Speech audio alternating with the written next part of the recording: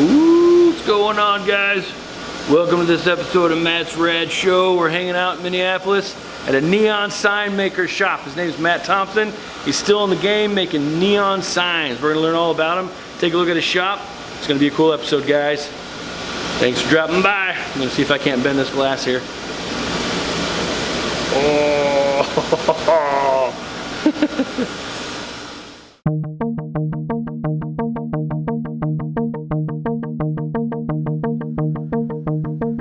Neon. The word itself brings to mind something different for everybody. There's something about a bright, flashing light that attracts us to it. I think we're all naturally attracted to light beaming out from dark places. For over 100 years, neon signs have been doing just that. They've managed to capture our attention and encourage us to stay here, or to let us know that a place is open, or that there's a vacancy, or that they have beer. They remind us anything from Jesus saves to the fact that this establishment has nude girls. I suppose it's up to us on how we use this tool, but one thing is for sure, light has always been calling out to us, and we've always been attracted to it. And I've always been fascinated with neon signs. How are they made? How do they get the different colors to shine through? How long have they been around? So I found a place today, nestled in an old warehouse on the east side of Minneapolis, to talk with a true craftsman of the art form. He's been working with neon for 30 years. There's very few craftsmen practicing this art form nowadays. With the growing popularity of LED lights, this art form could eventually become a thing of the past. I hope that's not the case. So join me today as we explore a hidden treasure in the heart of Minneapolis. Welcome to this episode of Matt's Rad Show.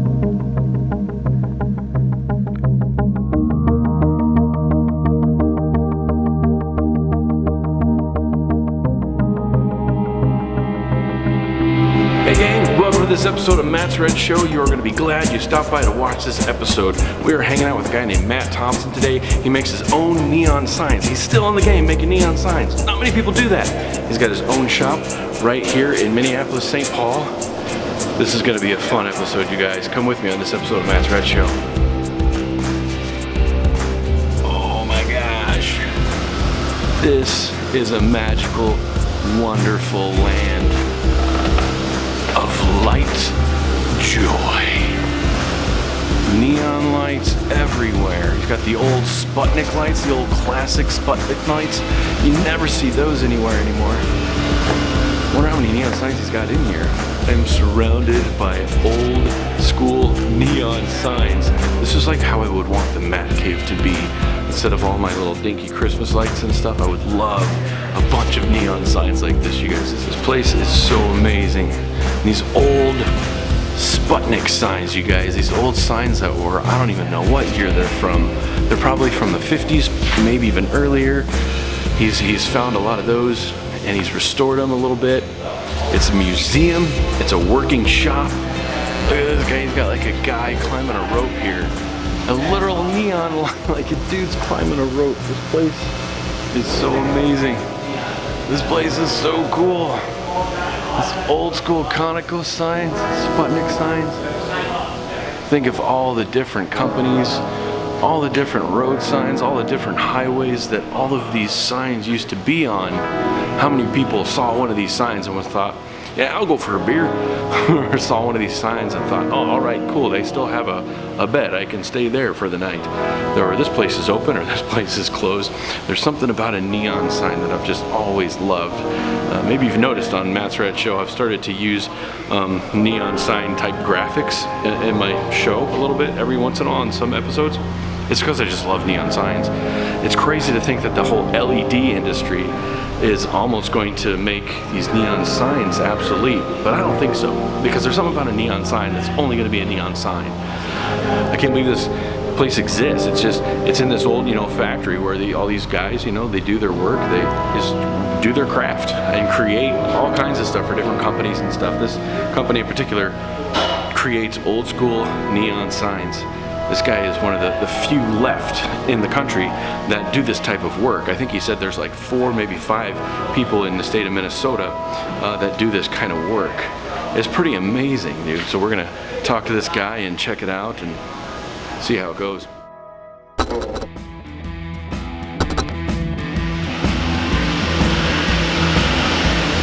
So you essentially just kind of weld in the 2 pieces of glasses together, huh? I've got a cork in one end, in the far end, and a blow hose on this end. All right. So when I bend the glass, I have to give a little puff of air or it will collapse on itself. Oh, okay. We use gravity to shape the bends. I'm going to do a 90-degree bend with this. I'm going to let gravity help shape it. Cool. So this is a 100-year-old technology. This is like Model T type of technology. Mm-hmm. How long have they been making neon signs for? In the United States, they came in the 1920s. 1920s, okay. They were made in different forms over in Europe for probably 10 to 20 years before that. Mm-hmm. Different types of gaseous tubes and Geisler tubes. But for advertising signs in the U.S., mid to late 1920s. Okay. And nothing's really changed. Make them the same way. Yeah. The materials are a little more refined, the processing equipment is a little more refined, but in general, the basic principles of neon are still the same. Okay. What is that then? We're just making basically crude light bulbs. We bend the glass to a shape. We attach these electrodes. The electrodes are a metal shell that allow the electricity to flow through the tube. The electricity actually flows through the tube, illuminating the gas. So it excites the gas molecules inside, which puts off light fusion. Okay. So how many people like this would you say there are in the industry making signs, neon signs? In the state of Minnesota, there's about 5.5 million people, and I think there's about 5 of us left. Wow. Maybe 4 to 5 that do it on a daily basis. Maybe 4. Wow. A couple people probably with hobby shops in their houses or their garages, but not as many. There used to be a lot. Yeah. But the LED lights really changed that whole thing. We used to use neon for backlighting of all commercial signage, and now neon is used very rarely for backlighting of commercial signage. Okay. 99% LEDs. Really? Where it used to be nearly 100% neon. Right. So is that kind of hurting the industry then, or? Well, it just, what it did is there's a lot of people that don't do it anymore, but the people that are left in the industry have more interesting work to do because we don't have to do just the basic commercial backlighting work anymore. Sure. So the jobs are more interesting. Mm-hmm.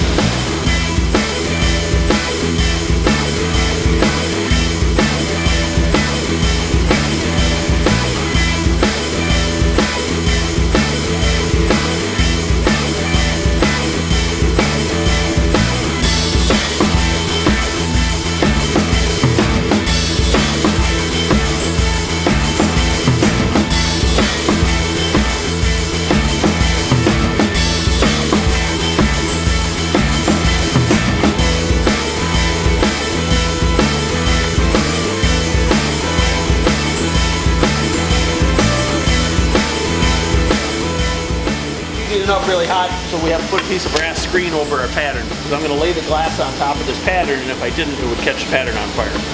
Okay. So, real basic, old-fashioned technology once again. Yeah.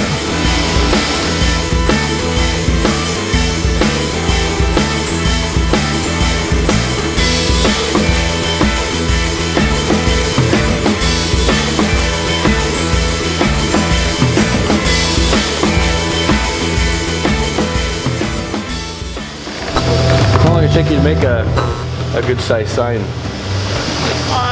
Like one of these here maybe, or? Like something big like this, for instance, is, yeah. You know, there's a lot of design time, CNC routed, and graphic printed and applied, and all the glass spent. That's probably 5 days of. We do a lot of the metal work too. So a lot of these signs you see are from probably the 1930s through the 1950s. Okay. And they come in different. They're either flat panels, so we have to fabricate a metal enclosure for them, and all wiring and install transformers and wire them up. Yeah. Or sometimes you just do the glass work. So Okay. It's just all, it's a very slow, Yeah. old-fashioned process. Yeah, it's amazing. So many beer signs.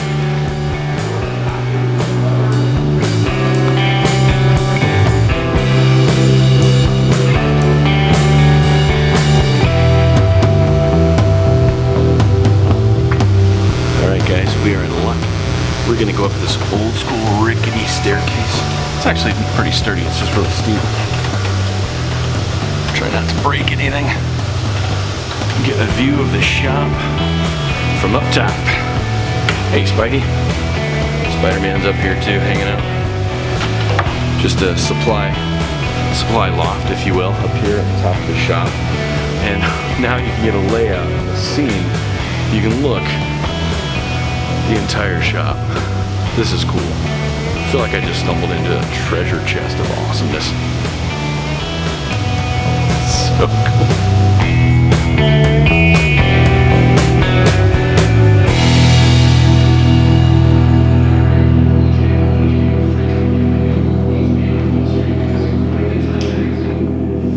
Pull it on a strong vacuum for about 5 minutes. Then isolate the vacuum and backfill it with either red, which is neon gas, or blue, which is argon gas. And the way you achieve your colors, it's a combination of two things. One of the two gases and one of many different phosphor-coated tubes. So you get your color through a combination of phosphor coating and one of the two gases. A lot of these appear to be white in the coatings, but when you energize them, you can see like that's actually turquoise. Oh, okay. So I'm holding this UV light, it's activating the phosphors and they're glowing, so the actual color of that is turquoise when it would be lit. Oh, okay. And there's some whites, there's some purples and blues. Green. So those are the phosphorus coatings on the inside of the tubes. Okay. So in this clear piece of neon right here, clear piece of glass, I can get reddish orange, which is straight neon, or ice blue, which is argon with mercury vapor. So you would choose your base gas and your phosphor-coated tube will give you determine your final color. Okay. So you're really just using two colors, Right. as far as gas goes, and you get all the other colors with the different tints of all the glass and everything. Yep. So there's only two colors. There's only two gases that we use. For artistic purposes, sometimes like that plasma art over there, that's krypton. But we don't use xenon or krypton in commercial signage. It's only neon and argon. Okay. And that the base gas filters through the phosphor coating, activating the phosphors, and that's why they glow that color. Cool. Now how come they don't use krypton then? And It's just not a very bright color. okay, which one is krypton then? That wiggly one, that plasma art. Oh, that's krypton. Okay.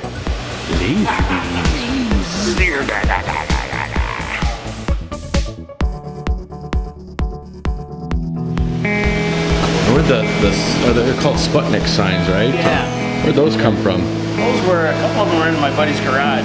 Oh, really? They've been in a state of disrepair for about 20 years. Okay. But we got them and just restored them. There's a couple, one from St. Paul that I know of, one from Chicago, and the other ones, I'm not really sure where they came from. Okay.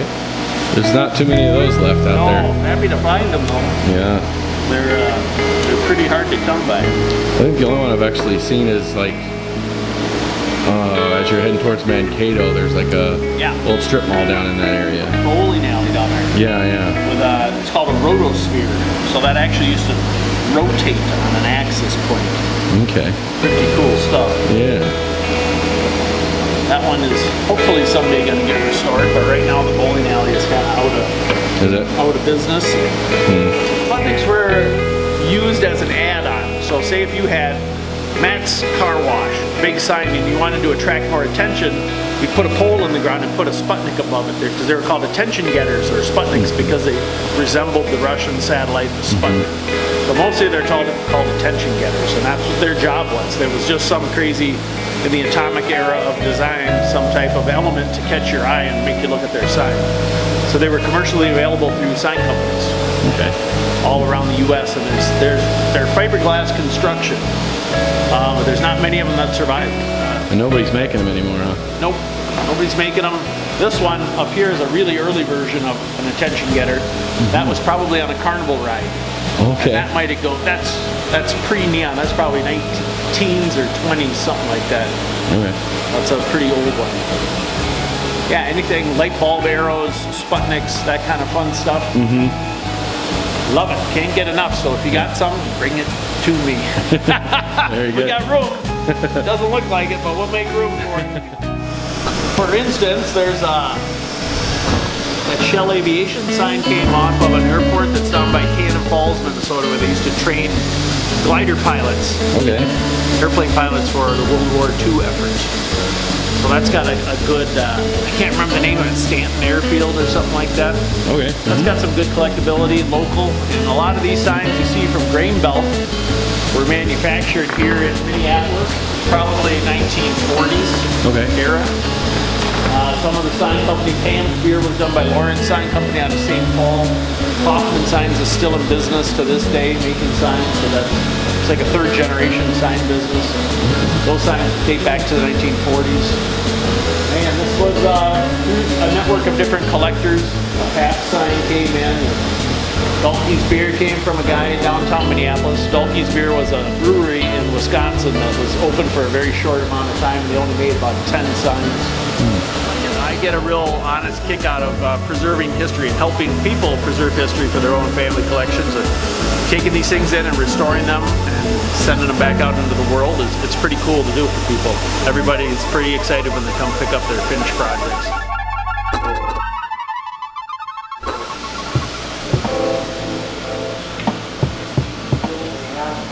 So amazing that there's just this little jewel of a place hidden within the cities. Guy creating this type of artwork that starts here in the dark, if you will, creates it, it goes out there, and it lights up the night.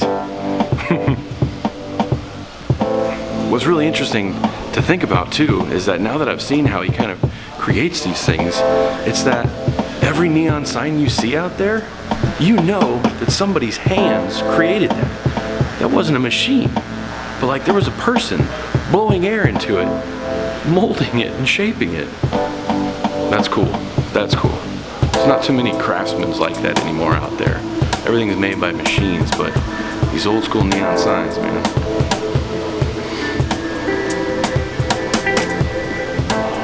There's no faking a neon sign. They have life. They have life and breath in them. The guy literally, when he's making these signs, breathes into the tubing. As he's melting it together, he breathes into the tubing, he said, to keep it from collapsing. Which is amazing to think that as this guy is crafting these things, he's doing his art form, that basically he's breathing himself into his work. Like, how cool is that? Like, this is a true artist here, man. This guy is super cool. I'm really enjoying checking this shop out, you guys. I'm glad I found it. Glad I can share it with you.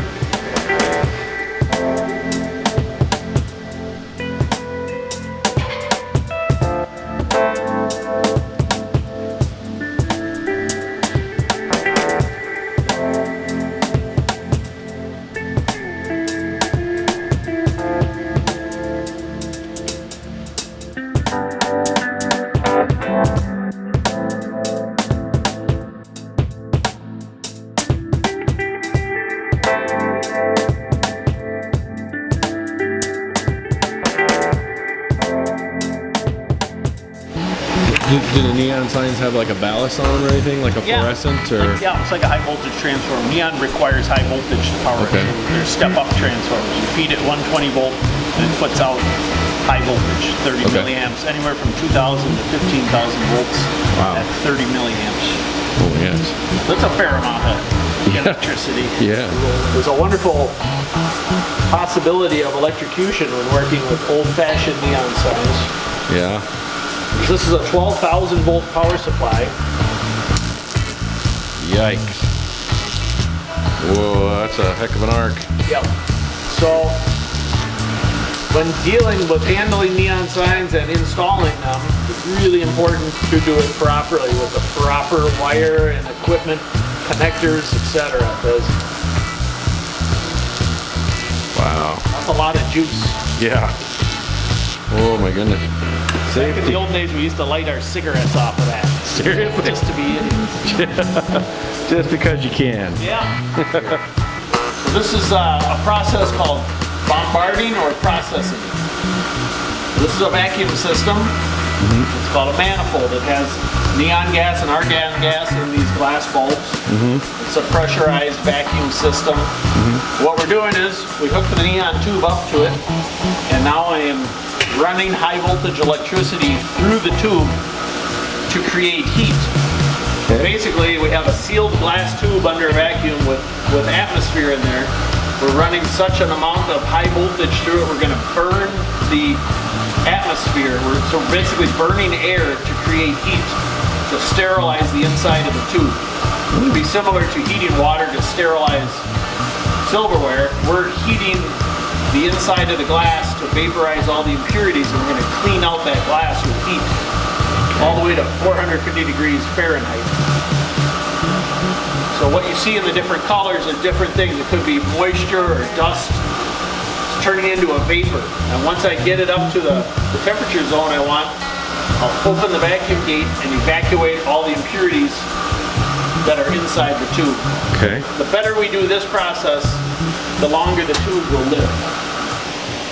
Okay. The fundamentals of this process are still the same as they were 100 years ago, except the valves are higher quality and the vacuum pumps are higher quality, but the concept and the principles are still the same.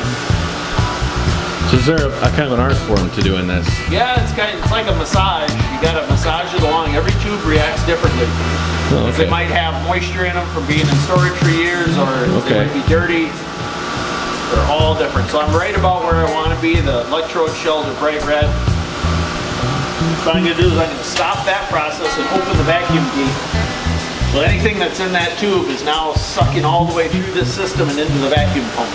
Okay. And we have an inline that's like a turbocharger to help evacuate the matter out of the tube as quick as possible so it doesn't start sticking to the inner glass walls again. And as the vacuum goes lower and lower, it'll just keep still plucking little pieces out and molecular state, just suck it all down. The more of that crap you get out, the cleaner the environment for the noble gas that you put back in. And the brighter it glows or the longer it lasts? Yeah, just the better quality and the longer it lasts, basically. Okay. Cool. Now that's got to sit there for a while and then we'll come back to it. Vacuum for about 5 minutes. Okay. And it's going to be down in the range where we want it. So I'm going to isolate the vacuum. Keeping in mind this whole system is at a negative, it's at a vacuum. So now I'm going to open the flask that contains the neon gas, and it's going to suck the gas out and into the tube because the tube's in a vacuum. Every tube diameter has its own filling pressure, so I'm going to activate this liquid gauge. It's going to tell me how much pressure is flowing in. It's all invisible, you can't see it. Okay. Fire it. Oh, wow. Here we go. So that's clear glass for straight neon gas. Wow.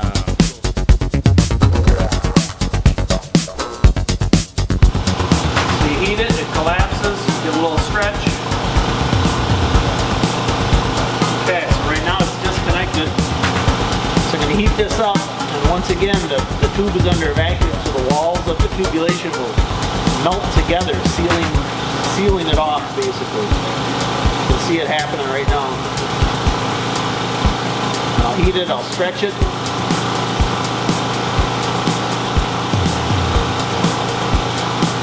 And there you go, it's all sealed off. All sealed off. We'll light it up, see how it looks. Cool.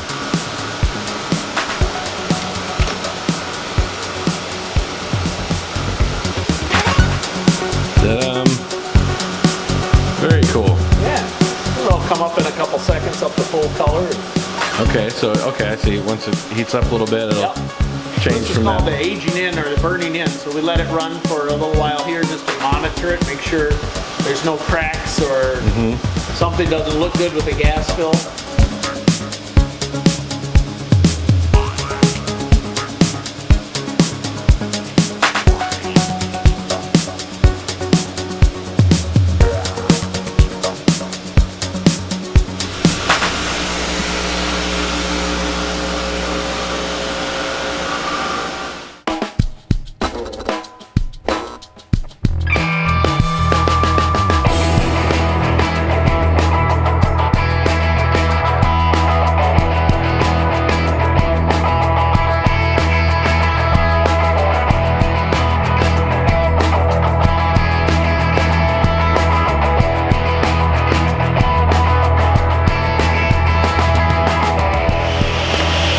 adjustable length plane. Okay. So if I want to measure out a certain amount for a curve, like if you look on the lady, there's got a curved tubing. Yeah. We use this adjustable length plane for that. Okay. This allows me to heat up 16 inches of material all at once, or less.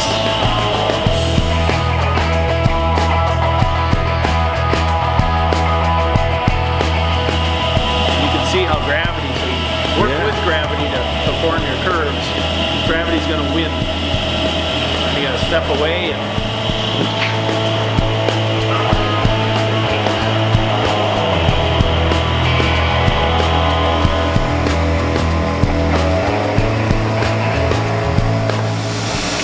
cool. just a little piece of funk.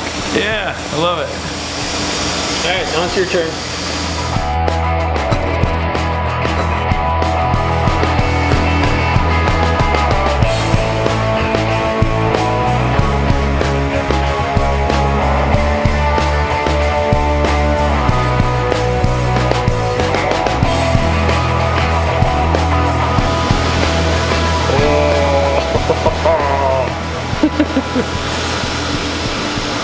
Cool. I don't know what I just made.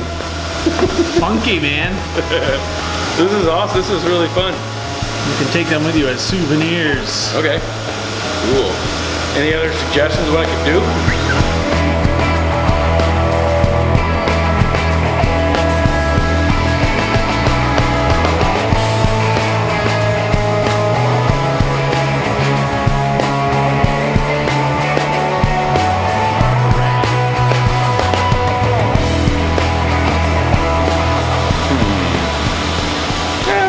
To do. Hold it up next to the other one. Let's see how they match up. Okay. I think you're the master craftsman here at this. It's close, though. You came in a close second. Second out of 2 people we're doing it's not bad. Yeah, not bad. Awesome, man. Thanks for showing me the craft a little bit.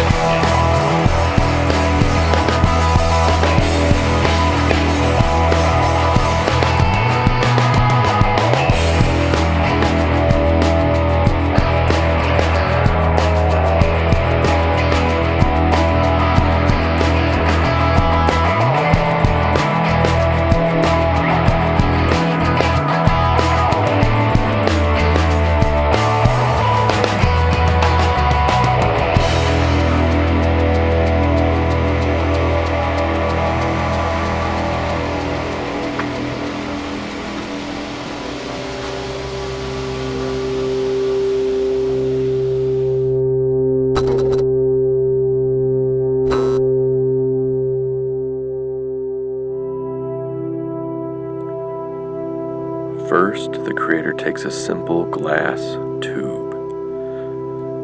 Then he starts a fire hot enough to melt the tube. He places the tube over the fire and bends it to his will. Once the proper shape is formed, the impurities from the inside of the tube are taken out. The atmosphere inside the tube is then replaced with gas. Finally, an electrical charge is applied, and then light, using the same techniques from over 100 years ago. So let the light shine. Let it shine from East Minneapolis to any hotel, gas station, gathering place, and business you come across. And let it shine from within you and me. Thanks for watching this episode of Matt's Rad Show. Neon.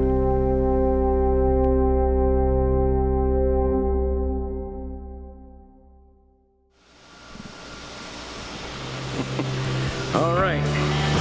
I'll come and say a proper goodbye. Want to say thank you to Matt Thompson. Thanks for stopping by. Yes. Fun visit. This was really cool. Thanks for teaching me the artwork. I got a ways to go before I'm anywhere close to working glass like this guy. a bit of work ahead of him, but yeah, he'll make it. Cool, baby, yeah. Just takes time. It takes time. So if you guys need some neon signs, you guys know where to go now. And, Come on down. Yeah, I can't thank you enough for showing me everything and letting me know how it's done. And really cool. Cool to know there's still guys like you doing their craft, making this stuff by hand. It's cool. Doing it. The keepers of the light. That's right, keep it to the light. Awesome, man. All right, I'm out of here. Thanks, See you, guys. man. Take We'll care. see you later. All right, let's go out this door right here. Drive safe. All right, bud. You too. And here we are, back out in the blandness of this random hallway. You never know that right between those doors in this amazing little spot is a shop for the ages. All right, I got my stuff here. It's a big storm coming in Minnesota, so I gotta get home now. Appreciate you guys hanging out with me on this episode and learning all about light.